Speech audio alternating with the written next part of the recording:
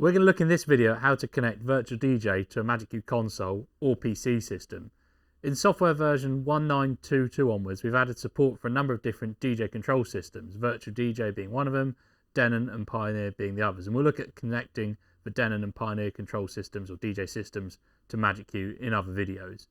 So first off, we're going to look at connecting Virtual DJ to a MagicQ console. And you can connect Virtual DJ to all of the current MagicQ consoles, MQ50, 70, 80, 250M as I've got here, 500, 500M, as well as MagicQ PC systems. In terms of hardware, what have I got set up here? I've got the Virtual DJ software loaded on my laptop here. I've got myself a control surface. You don't need it. It's just connecting to Virtual DJ.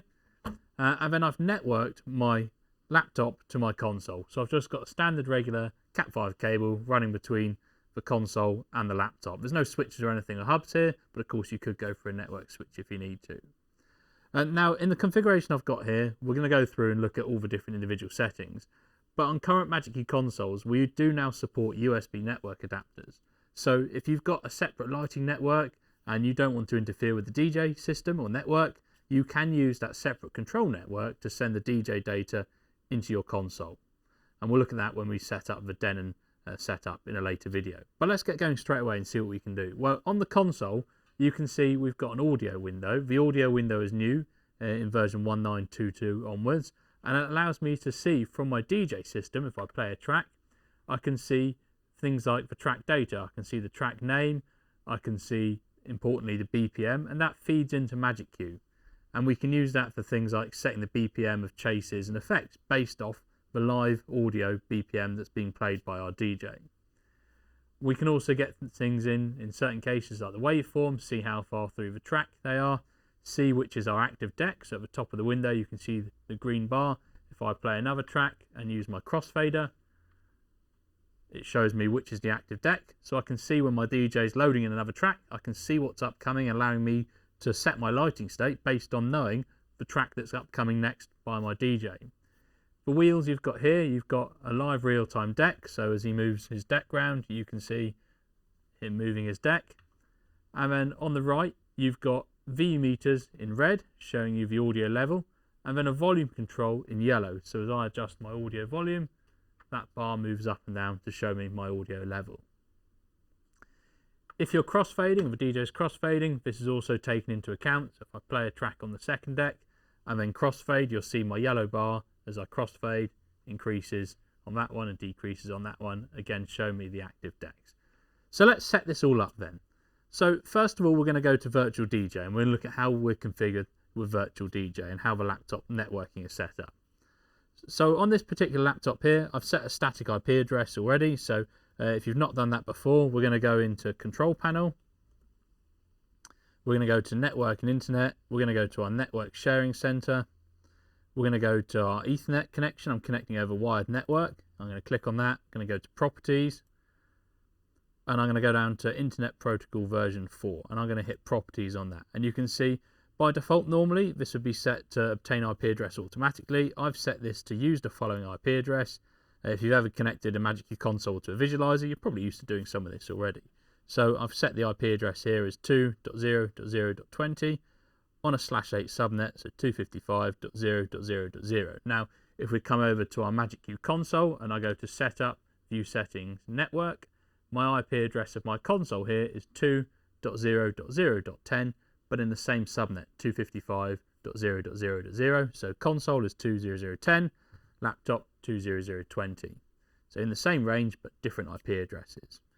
So we've got the networking bit sorted, and the two of them should be able to ping each other. Now, if I wanted to, I'm going to close this down and go into the settings again in Virtual DJ. So at this point, I've set my static IP. I'll open Virtual DJ on my laptop. And then, of course, you load your tracks in as normal, but how do we get it to start talking? Well, it uses a protocol called OS2L, and we need to enable that protocol in Virtual DJ. So in Virtual DJ, the best way to configure this is to have used the custom buttons here and have an OS2L command button. All you do is simply go to one of the empty command buttons, click on it, and it will tell you they're custom buttons. You hit OK, and you're looking for control systems. So we're going down here and looking for controllers, and under controllers you'll find this OS2L command. It's an open protocol command. So we go OS2L command. Now, importantly, you can't just leave this as it is. You do need to set something in there. So you need to have a variable or number in there. So we're going to go OS2L underscore command 1 space. And then most importantly, you need to turn the command on. So we end up sending the OS2L command with number 1 and switch it on. Before we go back over to the console, once you've set your OS2L command button here, we'll close that down. We just need to, in settings, configure it to send to the console. So we're going to go settings here. We're going to go to search up the top. We're going to type OS2L here. And we're going to turn OS2L to yes here. And then OS2L direct IP needs to be your console IP address. So I set my console to 20010. So I've typed in here 20010. And then you need to proceed that by :8060 because that's the port that we communicate on. So once I've closed that, I can press the button, go back over to my console and configure it on the console. So as always, when you're networking, we need to be able to remotely access things, view settings, multi-console, enable remote control, remote access enabled. Then we're going to come to our Midi timecode window, and you've got some new options in the Midi timecode window. You've got Virtual DJ OS2L, Denon Stage Link, and the Pioneer Pro DJ link. Well, in our case here, we're using Virtual DJ. So we're going to switch on Virtual DJ OS2L. We're going to set to yes. Once you've done that, you've got your 4 decks above. You should be able to go to either one of your 4 decks. So I'm using my top 2 decks. So I'm going to go to deck A. I'm going to tap in my command line and it will show me my 2 decks in Virtual DJ. So I can say deck 1 is going to be my MagicQ deck A. And deck 2 is going to be my MagicQ deck B, and it will show you the IP address of your system there as well. So now I've set those up, I can go ahead and open the audio window. On a MagicQ console, to open the audio window, it's hidden under the Alt key. So you hold your Alt key down, press the page button, and that opens up your audio window on the console. And then of course you can just drop your audio files into Virtual DJ and start playing them. So if you look at my Virtual DJ screen here, I've already dropped in some audio files. If I hit play on any one of these files, hit play on this one, hit play on that one, and then we come back to our console, you can see we are connected. We can see we're seeing the live data, which is my active deck, it's deck 2. We can see how far through the track we are, and we can see our BPM coming in. Now, in the smaller window here, you've got the new BPM status, so we can see our active BPM, and we're going to look at how you can use that for effects and chases a bit later on. So that's connecting Virtual DJ to a console. Now let's have a look at how you could connect Virtual DJ and MagicQ all on the same PC altogether. So now we're at our PC where I've got Virtual DJ and MagicQ all on the same system. You can see here's my Virtual DJ screen. If I minimize, I've got MagicQ running here. I've got no active networks on my PC or my laptop here at all at the moment. So I need to change my settings a little bit. So in MagicQ on the PC, I'm going to go down into Setup, View Settings, Network, and I'm going to go to Net Host Options here. Again, I'm running 1922 or higher version to see this option. Net Host Options, and I'm going to hit in here Normal plus Loopback IP. When I use a loopback IP, as you can see in the settings here, it tells me my loopback IP address is going to be 127.0.0.1. So select this option here. Then I'm going to go back to Virtual DJ over here, and I'm going to change my OS2L button that I previously configured, and just check that this is set still to my OS2L command 1 on. I can stay exactly the same, but I need to change the OS2L settings by clicking the cog up here. And type in OS2L and change this IP address. So I've now, because I've got no active network and I'm running on the same system, 127.0.0.1, still then :8060, we're still talking to MagicQ over the same port. So just to reiterate where that IP address has come from, because we're running MagicQ and Virtual DJ on the same system, we're using a loopback IP address.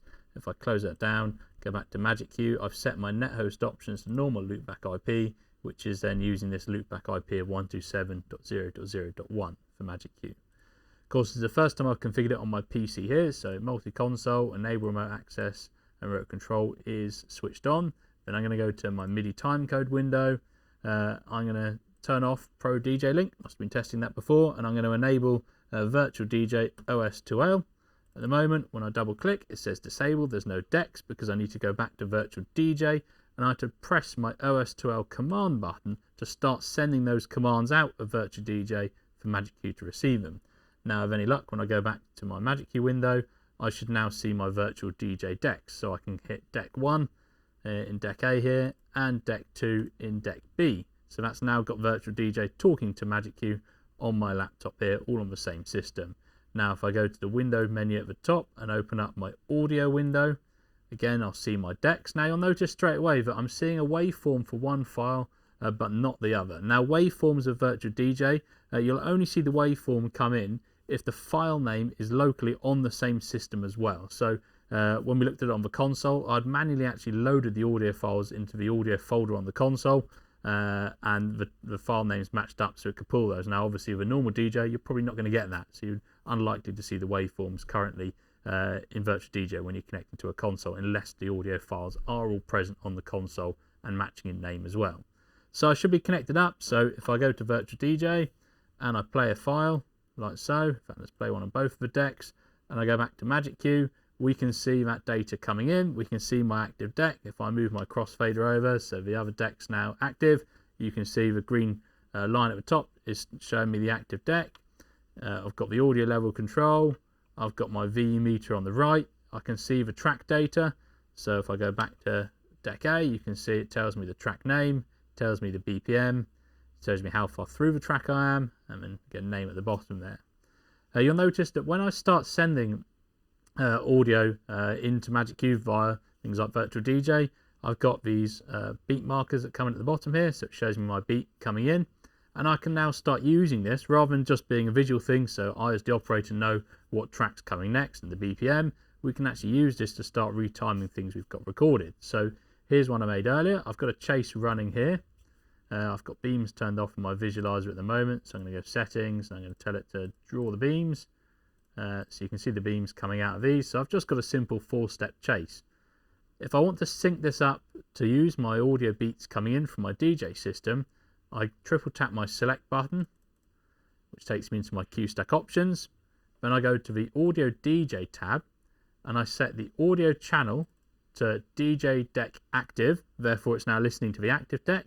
You can lock a Q stack to a specific deck. So I could say this Q stack takes the BPM from deck A only, or deck B, C or D. But of course, having active deck allows me, when the DJ crossfades, will of course take the new BPM of the next deck as he moves over the audio files. And then I've also set up here audio bumps go / effects to yes as well. So now my chase is respecting the BPM coming in and running with that. So as I go over to my next deck, should take that new timing coming in over here, and it will pick up and use that timing that I'm now taking from this particular active deck. So that's using chases. With effects, you can do a similar thing as well. So if I kill this playback here, and I've got an effect running over here, I can do the same thing. Triple tap my select button, audio bumps go effect yes, and set audio channel to active deck. And now that's going to affect my effect speed as well, based off the incoming beats, as you can see. So the audio integration is great. It allows me to now time my effects and chases based off the beats coming in, but also gives me this lovely audio window, which I can now see what the DJ is doing in real time, see what's coming next, and allow me to preload my show based off being able to see this information. We're going to look in our next videos at how we can configure the Denon and Pioneer systems to talk to MagicQ as well.